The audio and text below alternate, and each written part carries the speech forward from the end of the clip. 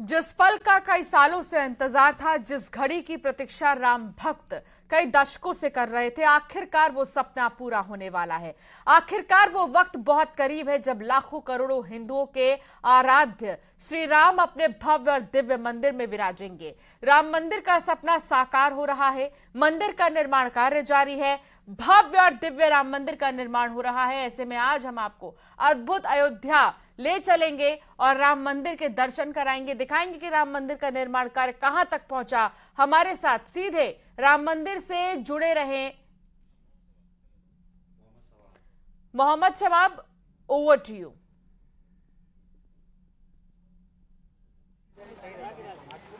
बहुत शुक्रिया आपका। आज पूरी दुनिया भगवान श्री राम के मंदिर के निर्माण को देख रही है। वो देख रही है कि किस तरह अपने आराध्य को अपने घर का बरसों इंतजार करना पड़ा। वो देख रही है किस तरह आराध्य को उसके घर आने के लिए कोर्ट कचहरी का संघर्ष करना पड़ा। आज हम उस पावन जगह पर लेकर आए हैं अपने दर्शकों को जहां भगवान श्री राम का भव्य मंदिर निर्माण हो रहा है। मेरे पीछे की ये तस्वीर ये बताती है कि अयोध्या में भगवान श्री राम का मंदिर कितनी भव्यता के साथ बन रहा है और इस भव्यता को बरकरार रखने के सारे माकूल बंदोबस्त किए गए हैं।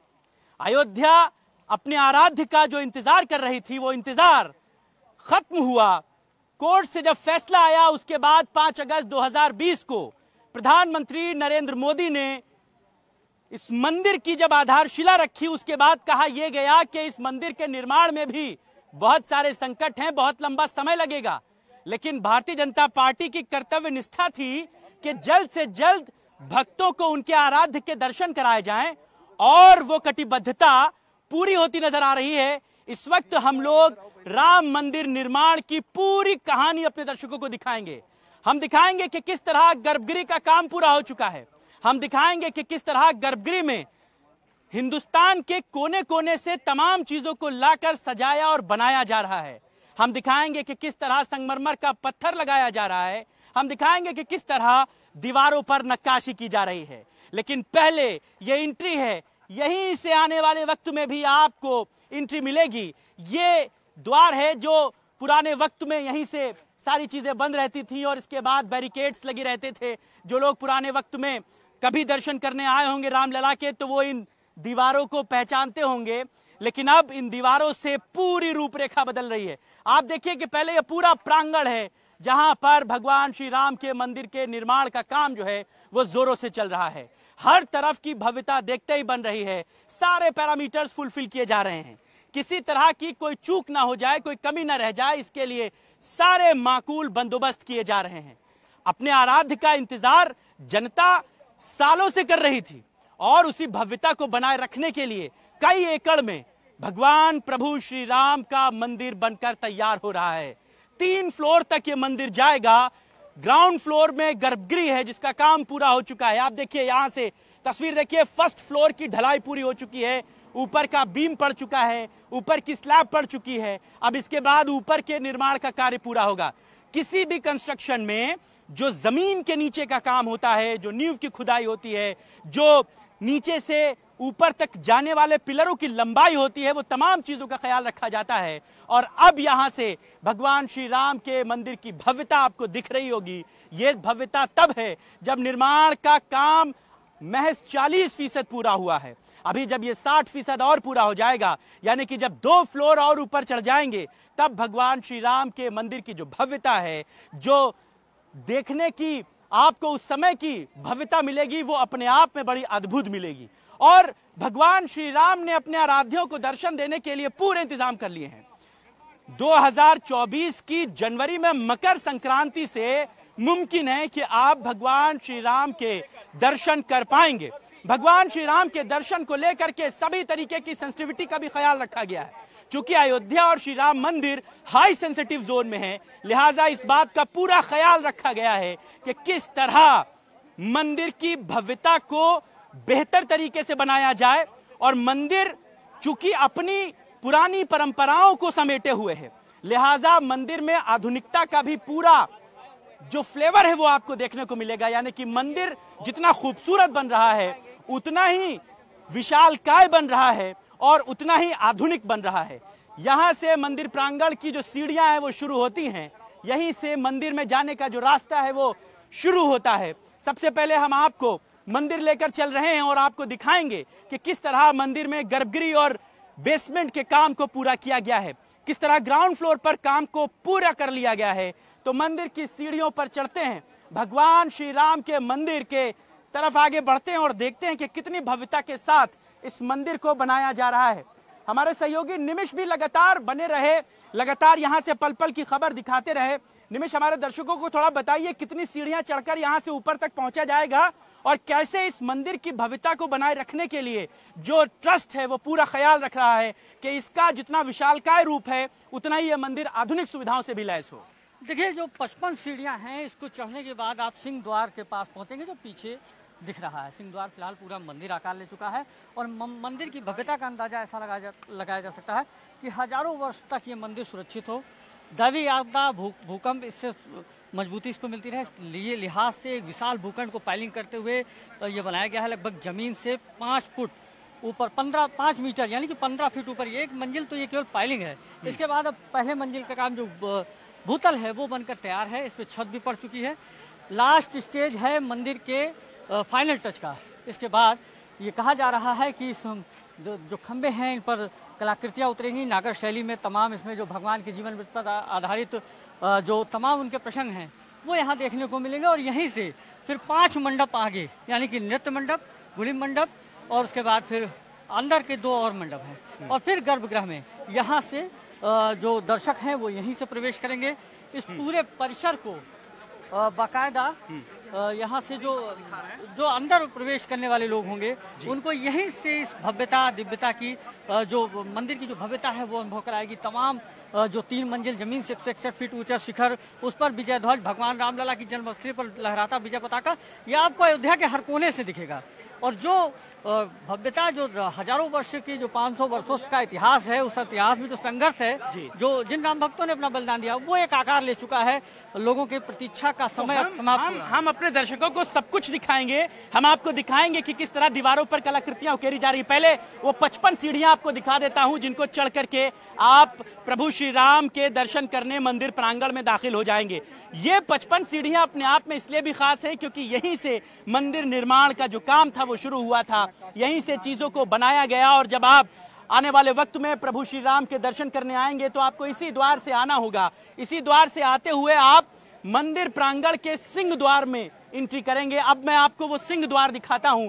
ये मंदिर का मुख्य एंट्री द्वार है जहां से आपको मंदिर के भीतर जाने की अनुमति मिलेगी। और इस मंदिर के एंट्री के साथ ही जो दीवारों पर नक्काशी है वो बहुत अद्भुत है, वो बहुत खास है। इसलिए मैं आपको उन तस्वीरों को भी दिखाना चाहूंगा अपने दर्शकों को कि देखिए कितनी खूबसूरती और कितनी बारीकी के साथ इन कलाकृतियों को उकेरा जा रहा है।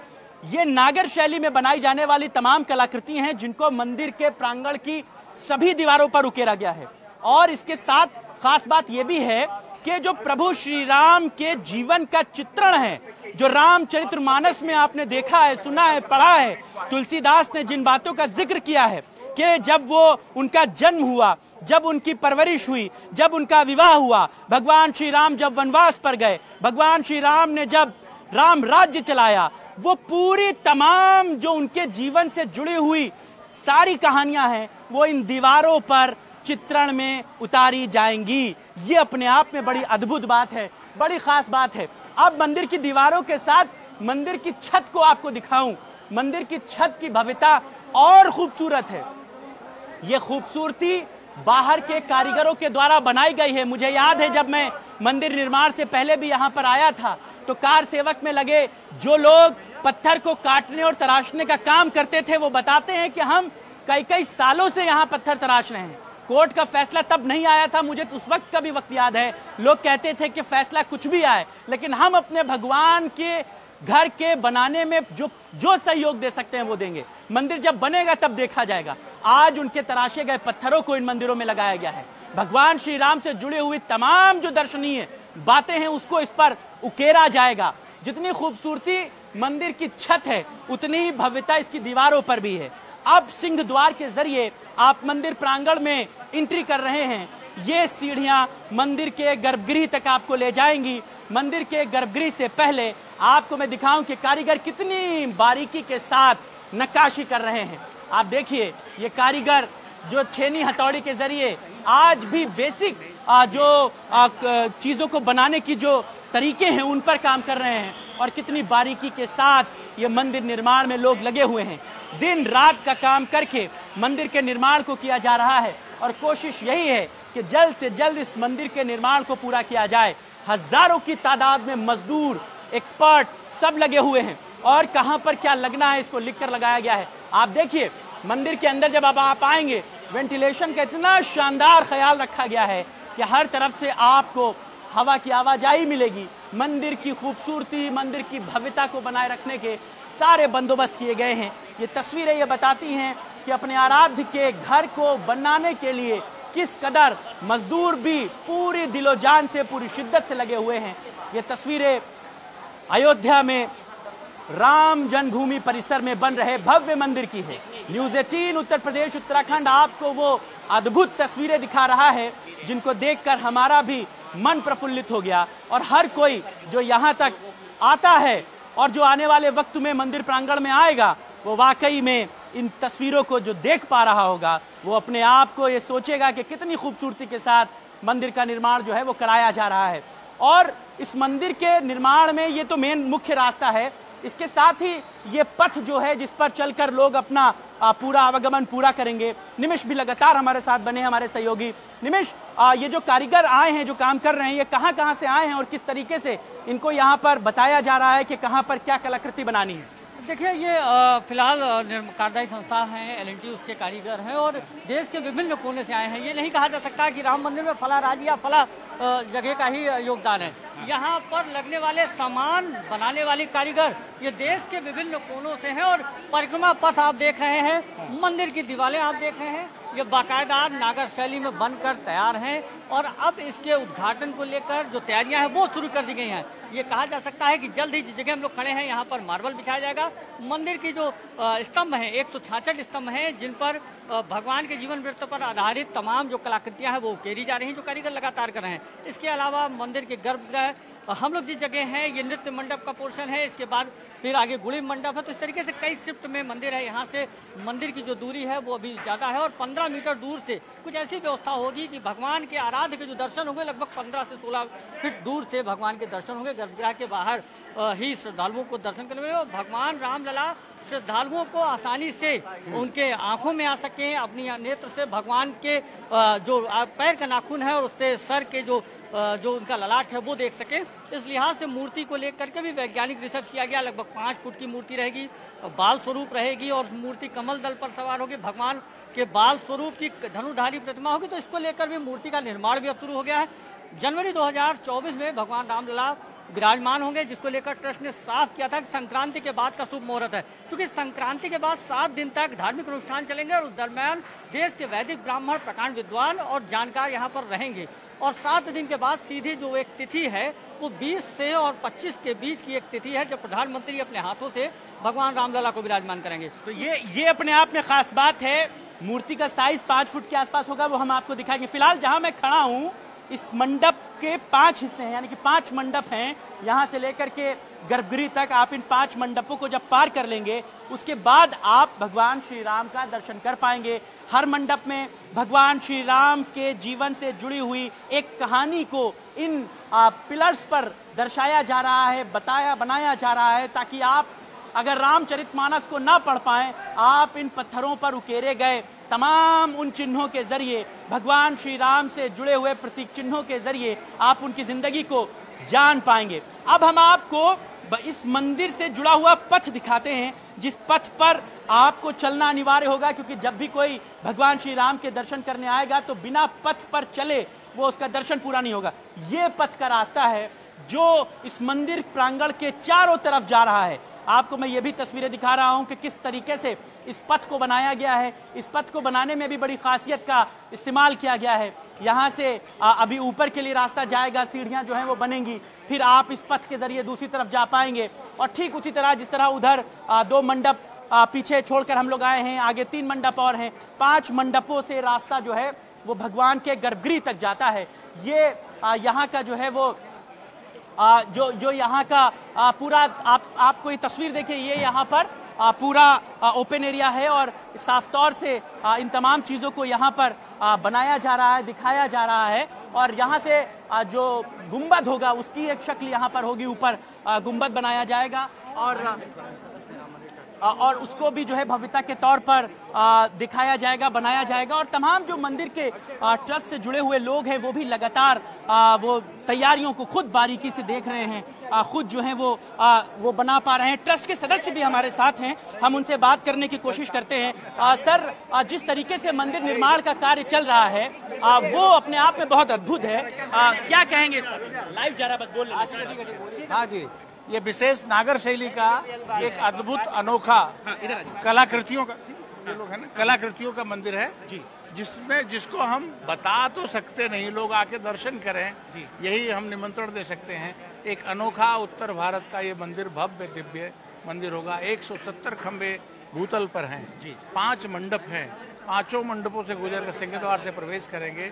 सभी मंडपों को गुजरते हुए 3 मंडप से जाकर के भगवान रामलला को इधर से बताएं आप थोड़ा सा कि जो लोग आएंगे वो किस तरफ से आएंगे और कैसे दर्शन करेंगे। सामने सिंह द्वार है, सिंह द्वार से प्रवेश कर करके आएंगे। ये नृत्य मंडप में हम खड़े हैं, यहाँ से गुजरते हुए आगे गृह मंडप में जाएंगे। गृह मंडप की क्या खासियत है, क्या इसके बारे में लोग विशेषता जान सकते हैं? नृत्य मंडप है तो इस नृत्य मंडप की क्या विशेषता है? देखिए, मंदिरों में नागर शैली में इन मंडपों की रचना है। लोग प्रवेश करते हैं, थोड़ी बड़ी जगह होती है, यहाँ कोई कार्यक्रम अगर होता है तो होता है, वहाँ से गुजरते हुए आगे जाकर के भगवान का दर्शन करते हैं। सांस्कृतिक कार्यक्रमों की रचना अगर कुछ बनाई जाती है तो यहाँ पर होती है, इसलिए इसका नामकरण किया गया है। मंदिरों के सभी मंडपों का नामकरण है ये कार्यक्रमों। कितने मंडप हैं और क्या क्या उनके नाम रखे गए हैं, उनके पीछे की विशेषता नागर शैली के रचना के अनुसार ये 5 प्रकार के मंडप यहाँ बने हैं। 5 मंडपों में जगह के अनुसार उनके नामकरण किए गए हैं। सिंह द्वार से प्रवेश करेंगे, नृत्य मंडप में आएंगे, गृह मंडप में जाएंगे, गुड़ी मंडप से होते हुए हम एक दाहिनी तरफ जाएंगे तो कीर्तन मंडप, बाईं तरफ जाएंगे तो भजन मंडप पड़ेगा और उसके बाद भगवान का सामने दर्शन करने के बाद निकल जाएंगे। कितने लोग एक बार में दर्शन कर पाएंगे, इसका भी क्या आप लोगों ने कुछ पैरामीटर रखा है? कहा यह भी जा रहा है कि वैज्ञानिकों के राय मशवरे के बाद मूर्ति निर्माण में भी ख्याल रखा जाए कि हर एक श्रद्धालु भगवान के नाखून से लेकर के उनके ललाट तक के दर्शन एक बार में कर सके। निश्चित रूप से जो रचना बनाई गई है, जो हमारे आर्किटेक्ट ने मूर्ति के लिए जो दिया है, साइज 51 इंच की प्रतिमा है, उस प्रतिमा का दर्शन जैसे पहला दर्शनार्थी प्रवेश करेगा उसको वहीं से दर्शन होता हुआ वो आगे बढ़ेगा। नजदीक आकर के सभी पूरे भूभाग का दर्शन करके वो बाईं तरफ घूम जाएगा। इसलिए 51 इंच की प्रतिमा भगवान की वहाँ स्थापित होगी, जिसका दर्शन प्रत्येक भक्त प्रवेश करने से ही देखना शुरू कर देगा। प्रतिमा की क्या खासियत है, किन बातों का आप लोगों ने इसका एहतियात रखा है, क्या विशेषता रहेगी? भगवान का बाल स्वरूप है, रामलला का जन्म यहाँ हुआ था, उनकी सुकोमलता, उनके अंदर देवत्व, ये सारी चीजों का विचार करते हुए सारे रचनाकार इसकी रचना कर रहे हैं।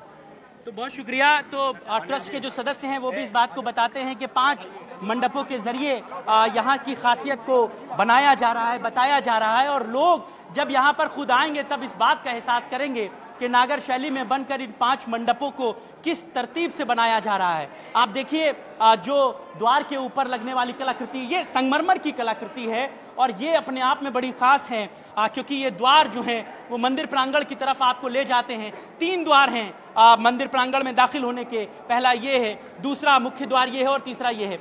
बाकी के पूरे वहां तक का जो कंस्ट्रक्शन था उसमें पत्थरों का इस्तेमाल किया गया था, लेकिन जैसे ही आप गर्भगृह के करीब आते हैं तो आप पाएंगे कि संगमरमर की पत्थरों को द्वार के रूप में बनाया जा रहा है। और इसकी भी खूबसूरती देखिए, नक्काशी देखिए, कितनी खूबसूरत बारीकी के साथ इन पत्थरों को काटा जा रहा है। यानी कि अभी पीछे तक सिर्फ पत्थरों का इस्तेमाल हो रहा था, अब संगमरमर के जो है वो ऊपर कलाकृति बनाई जा रही है। और जब ये कंस्ट्रक्शन कंप्लीट हो जाएगा उसके बाद जमीन में भी जो है वो संगमरमर को बिछाया जाएगा और उसकी जो शैली है वो भी बहुत खूबसूरत तरीके से बनाई जाएगी, दिखाई जाएगी। आप देखिए कि हम लोग धीरे धीरे मंदिर के गर्भगृह के करीब आ गए हैं और अब हम आपको गर्भगृह की तरफ ले चल रहे हैं, जहां पर भगवान श्री राम की लगभग 5 फुट की प्रतिमा रखी जाएगी। और खासियत यही है उस प्रतिमा की कि मंदिर के हर एक श्रद्धालु को भगवान श्री राम के पूरे दर्शन हो, यानी कि भीड़ चाहे जितनी हो,